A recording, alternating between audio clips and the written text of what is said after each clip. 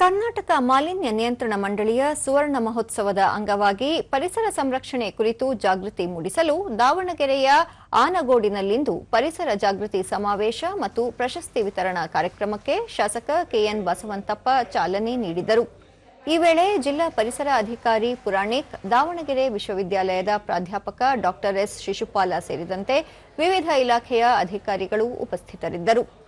ಪರಿಸರ ಜಾಗೃತಿ ಹಿನ್ನೆಲೆಯಲ್ಲಿ ಶಾಲಾ ಮಕ್ಕಳಿಗೆ ಆಯೋಜಿಸಿದ್ದ ಸ್ಪರ್ಧೆಗಳಲ್ಲಿ ವಿಜೇತರಾದ ವಿದ್ಯಾರ್ಥಿಗಳಿಗೆ ಹಾಗೂ ಗ್ರಾಮ ಪಂಚಾಯಿತಿ ಮಟ್ಟದಲ್ಲಿ ಜಾಗೃತಿ ಮೂಡಿಸಿದ ಪೌರ ಕಾರ್ಮಿಕರಿಗೆ ಪ್ರಶಸ್ತಿ ಪ್ರಮಾಣ ಪತ್ರ ಹಾಗೂ ನಗದು ನೀಡಿ ಗೌರವಿಸಲಾಯಿತು.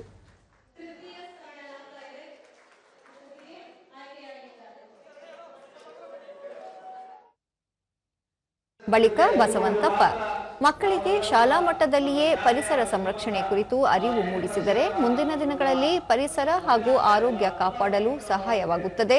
ಇದರಲ್ಲಿ ತಾಯಂದಿರ ಪಾತ್ರವೂ ಮುಖ್ಯ ಎಂದರು.